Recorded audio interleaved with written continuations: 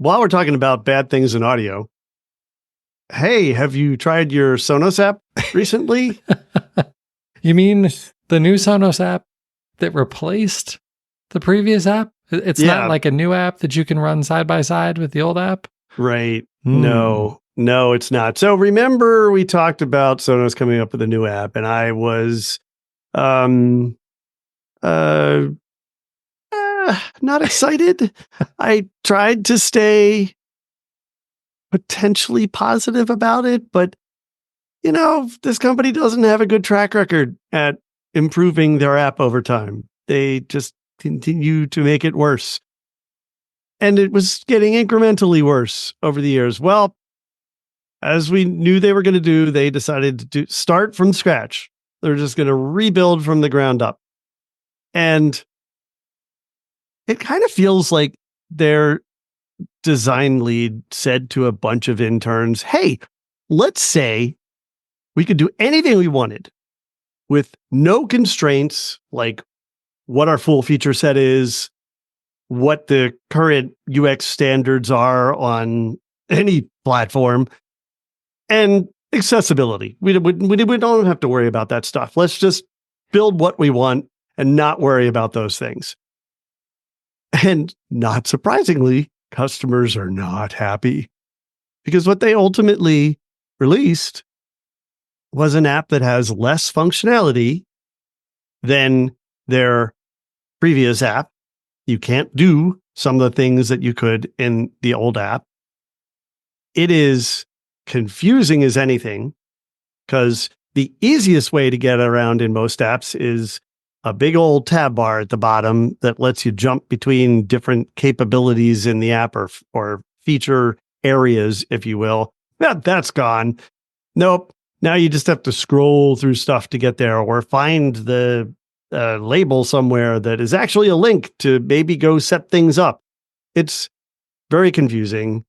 The design is fine. I mean, from a design perspective, it's fine. Nothing, it reinforces their design pattern that they've used on their website and on their products. And so whatever.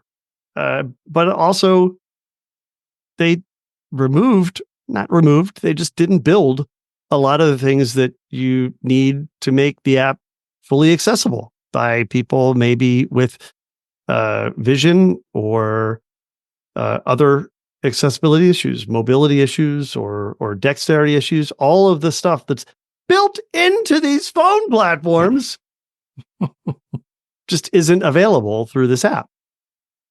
So, yeah, lots of problems there.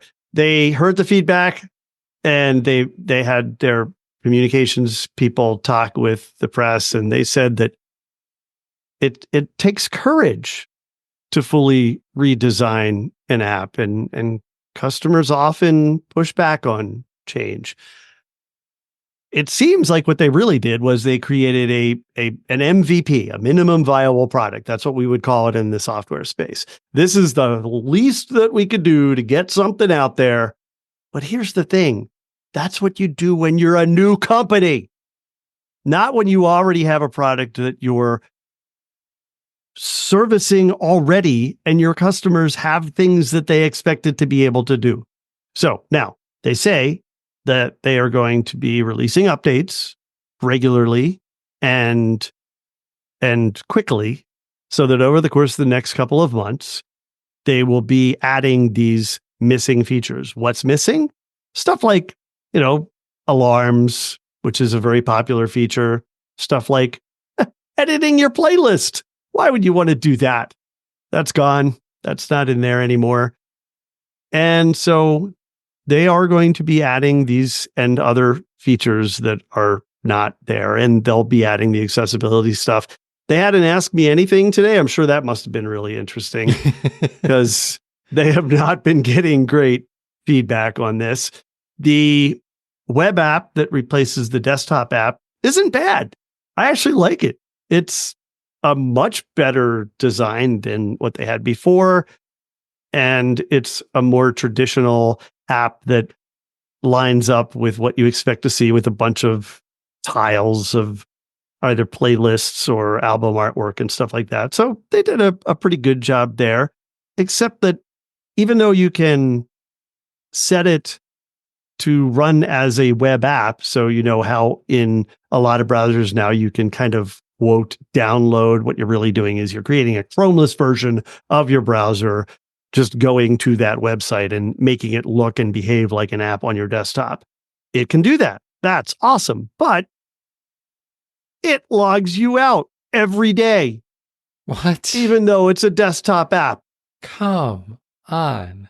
And it does so with a error message, with an error that says there's an internal server error.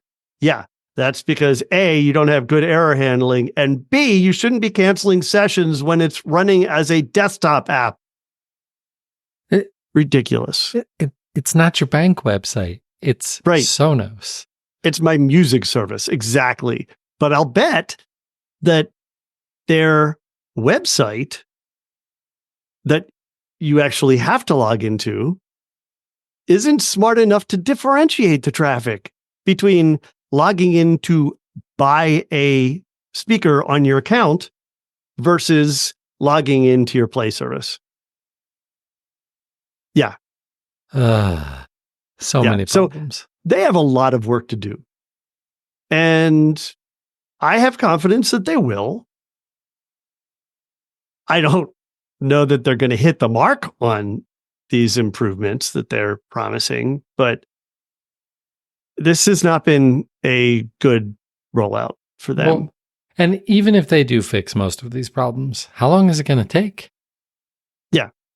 Now they're saying months. They're saying it in a couple of months, they're going to have most of this stuff taken care of. So we'll see if they stick to that timeline. I mean, a couple of months could be anything from 2 to 9, right? So, right. And if we're talking CES time, it could be well into next year. Right. Yeah. And who said 2 months? Was it the software engineers who estimated that? They said or was it the sales few people? Months, well, right. Yeah. Yeah, exactly. Is this an artificial deadline set by your communications department? Right. Or is this an actual estimate based on the velocity you achieved when you were building the current app in its current state? Yeah. Can you tell that Richard and I work in software development? Yeah. Which is why it's so frustrating when you see companies do it poorly. Right. This is so bad.